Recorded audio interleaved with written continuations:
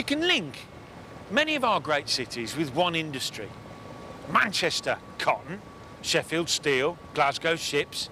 But Birmingham is harder to pin down. Why did this city become the Industrial Revolution's #1 manufacturing centre?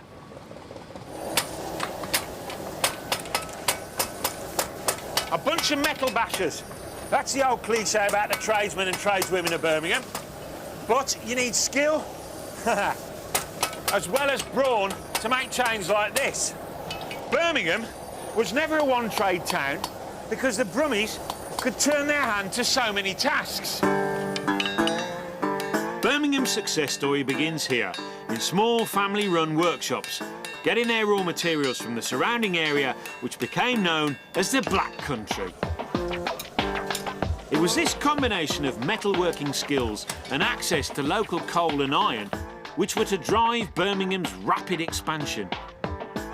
Traditionally, cities grew up slowly around old cathedrals or ports, but the Industrial Revolution was to forge a new type of city, built on trade and industry. What really gave Birmingham its industrial kickstart was the coming of the canals.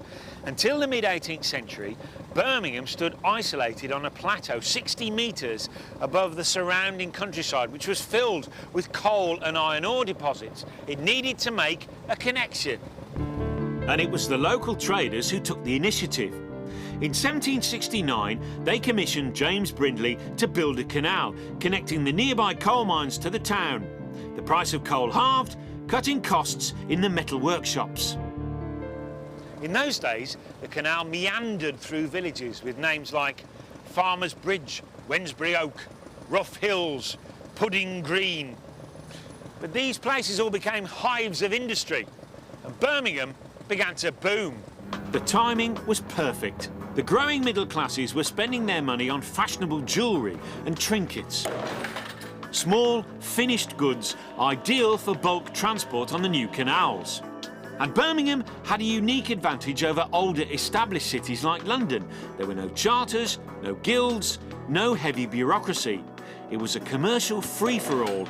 If you had the skills, you could set up shop and start manufacturing. And labourers from the surrounding countryside swarmed into the town looking for work. This was the place to get your hands dirty and make some money. Ideally placed in the centre of the country, Birmingham quickly became the hub of an extraordinary trading network, linking to the Liverpool docks via the Trent and Mersey Canal, to Bristol via the Severn, and eventually down to the Thames and London. You can see what happened to the town after the canals were built from these maps here. It boomed. It went from 4,000 to 90,000 in just 30 years. And it became more respectable, which is why it's probably called Birmingham instead of Brummagem, which is what the locals call it. All right, chick. One man who exploited everything Birmingham had to offer and engineered his own industrial revolution was Matthew Bolton, the great entrepreneur. He set up his works here at Soho on the canal side. And he made brass goods and buttons. But it was his collaboration with James Watt, the father of the steam engine, that really put Birmingham on the map. Fascinated by steam power, Watt moved from his native Scotland to Birmingham, attracted by Bolton's entrepreneurial energy and his skilled team of Brummie metalworkers. In 30 years, they dispatched over 500 steam engines via the canal network to mines and factories all around Britain. As Bolton said to James Boswell, "I sell what all the world desires, power." People came from all over Europe to see Bolton's state-of-the-art manufacturing. And his house at Soho became home to the Lunar Society, a collection of brilliant, independent-minded visionaries who met on the first Monday after the full moon so they could find their way home after dinner. They discussed everything, from the chemistry of glass manufacture to the origins of the human race. It is my belief that the human body is governed by electricity. They were the intellectual driving force of the town. An 18th century think tank, the Lunar Society kept Birmingham at the cutting edge of science. Above all, it was good for business. Matthew Bolton, manufacturer, astronomer, man of taste and guiding light of the Lunar Society. Dr. Erasmus Darwin, scientist, inventor and poet. I invented a front-wheel drive for horse-drawn carriages and devised a theory of evolution before my grandson Charles was even born. Dr. Joseph Priestley. I discovered oxygen and experimented with electricity. Samuel Galton, manufacturer, promoter of canals, maker of guns, and a Quaker. Tough, no-nonsense, hard-headed businessmen and scientists. They exchanged ideas and information and paved the way for Birmingham to become the #1 manufacturing centre. Birmingham was coining it. Bolton was always quick to spot an opportunity. In the 1790s, rapid inflation created a national demand for coinage. So he set up another production line, using steam power to revolutionise coin making, a trade still carried on in the city today. This is the Birmingham Mint, the biggest independent mint in the world. Thank you very much. And there's a direct link with this mint and Matthew Bolton because they started using Bolton's steam coin presses, which could produce 120 coins a minute. This one here can do 750, and at the moment it's producing euros. Rummies, see? One step ahead of the game.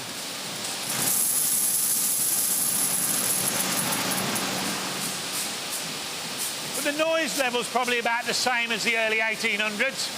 The poet Southey visited and said, "I am giddy, dizzied by the hammering of presses, the clattering of engines, the whirling of wheels. My head aches with the multitude of infernal noises, and my eyes with the light from infernal fires."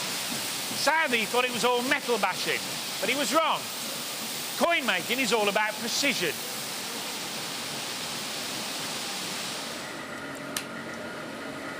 And he doesn't get more precise than this.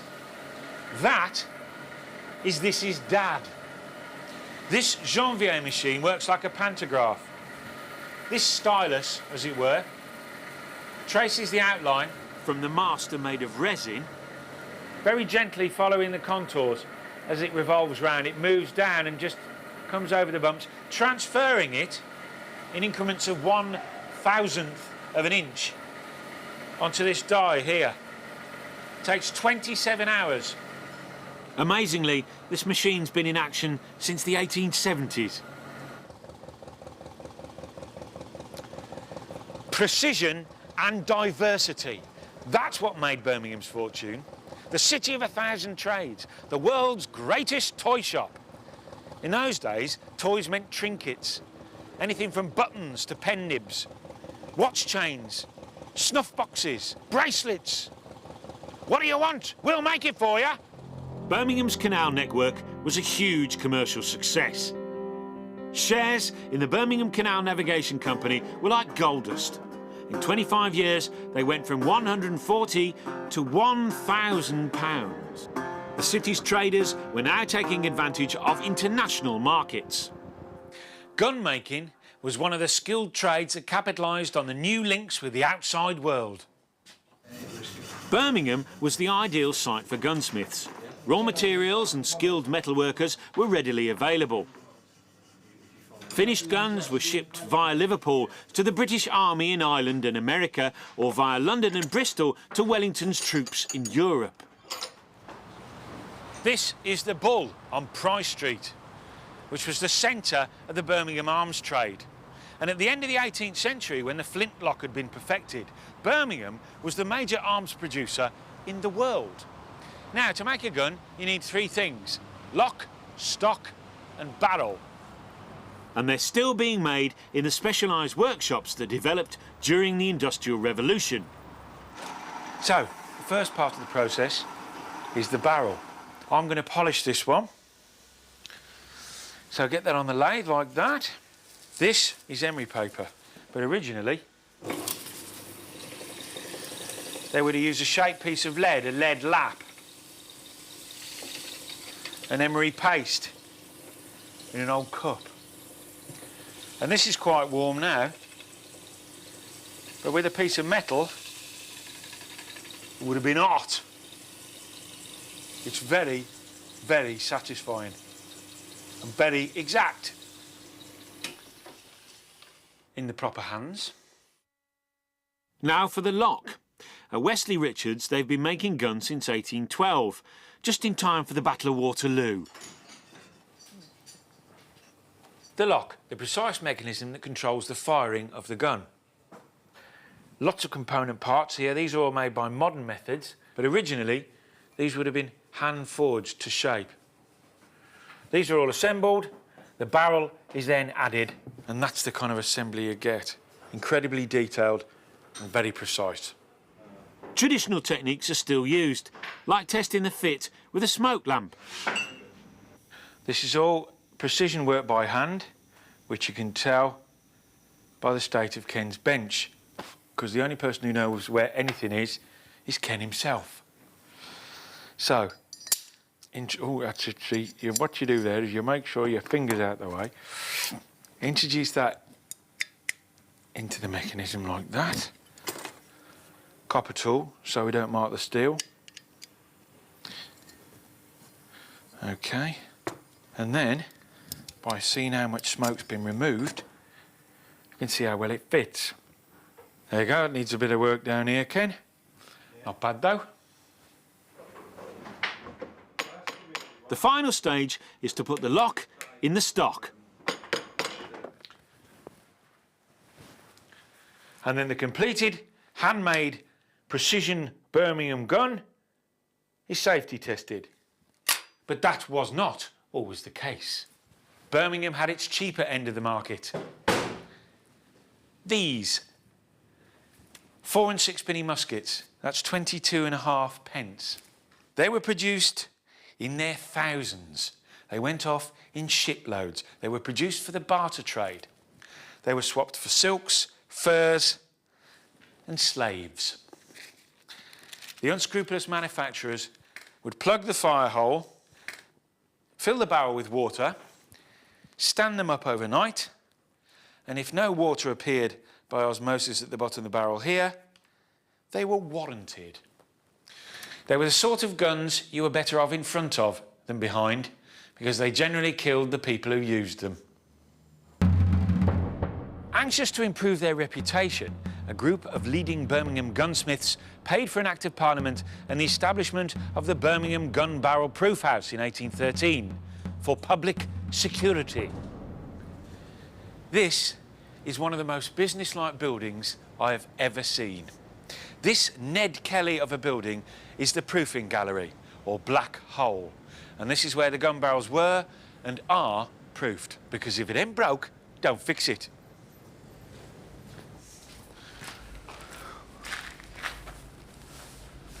So these barrels would have been loaded with black powder to give 30% more pressure than normal usage, laid on these blocks, and when this house was in full swing, there would have been about 100 barrels along here.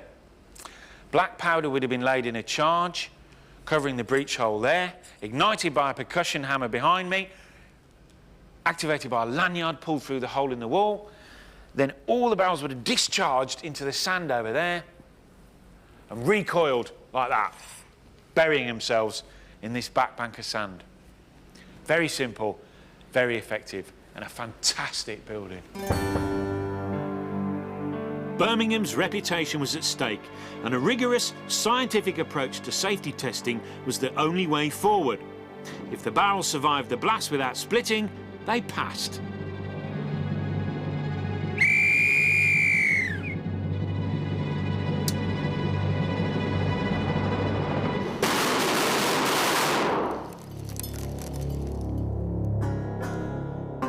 During the Napoleonic War, Birmingham produced 5 million guns in 11 years.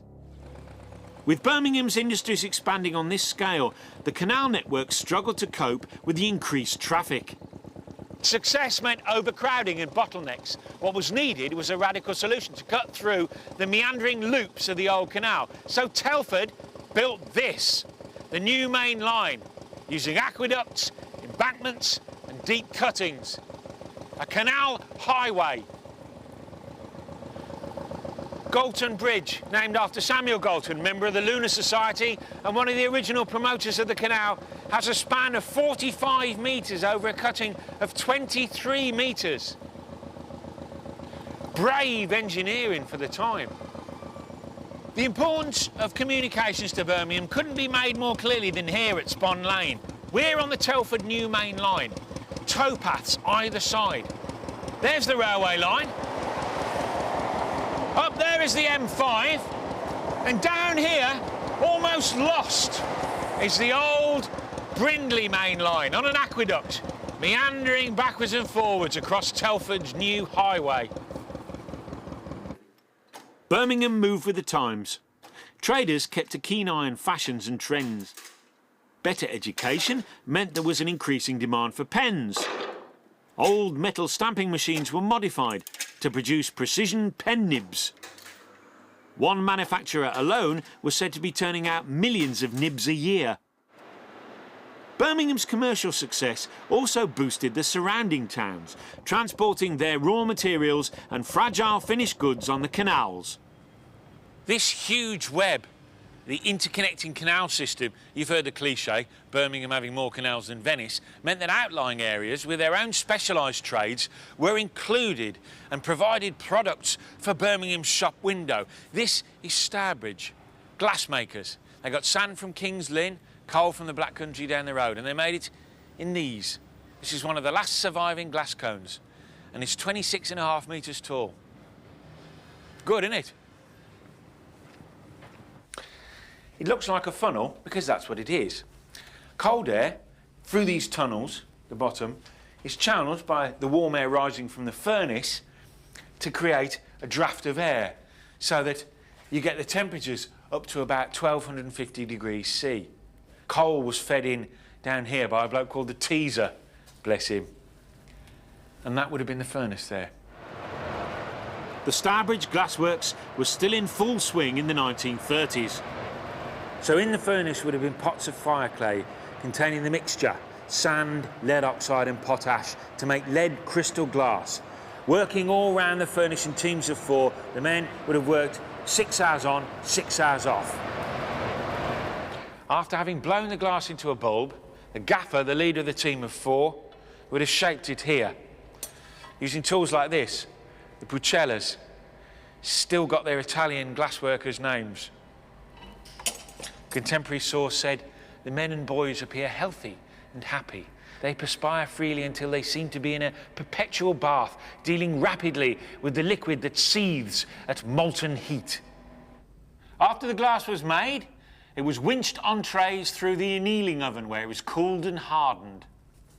And after it had come out the oven, it was packed and counted, because in the 18th century, glass was heavily taxed.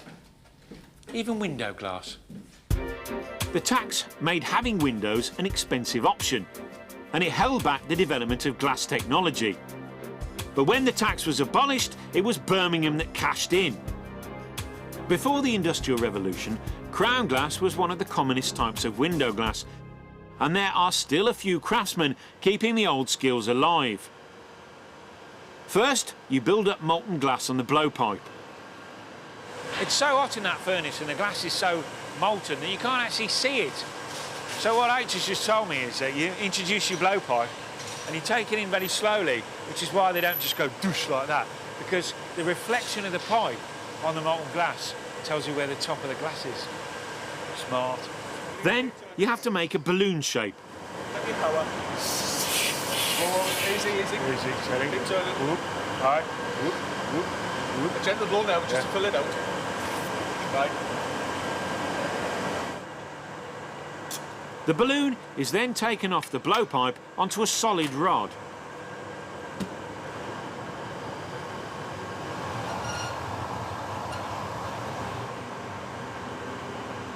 To turn the balloon into a window pane, you have to spin it. By the end of the 18th century, they could get good quality panes cut from this disc, but they were still small. In the old days, you used to keep the outside and get rid of the middle. Now they just keep the middle, the bullseye. That's that stuff they put in old English toy shop windows. But the Birmingham glass blowers developed another method. They blew a cylinder, cut it down its length and opened it out. This technique, first tried in France, revolutionised the making of plate glass. Always open to new ideas, the Birmingham glassmakers brought in French experts to learn the tricks of the trade. Once the cylinder is the right length, you have to straighten out the end. That's my job. I got a thumbs up from H. The glass is allowed to cool before being cut. Then it's reheated in the furnace. It flattens out to produce a broad sheet that can be cut into panes. In 1850, the skills of the Birmingham glassmakers were rewarded with one of the biggest contracts of the century. Nearly 1 million square feet of glass in just 10 weeks for Paxton's great exhibition building in Hyde Park. As the editor of Punch put it, this was to be a crystal palace, a building of glass and iron, beauty, wedding strength, an industrial hall of nations. At the height of the work, Chance Brothers in Birmingham were producing 63,000 panes a fortnight. And all the ironwork came from the city. 330 columns, 2,300 girders, 24 miles of guttering. It was a triumph. Not bad for a bunch of Brummie metal bashers. But as the city's motto says, forward! You can always tell a Brummie, but you can't tell him much. In 100 years, the combination of entrepreneurial energy, skilled workforce, free spirit and a state-of-the-art transport system had made Birmingham the workshop of the world. Next episode, I'll be looking at how steel transformed the fortunes of Sheffield. I'm sorry, love, I've got to have 3 or 4 pints tonight, only I've been glass blowing all day, so.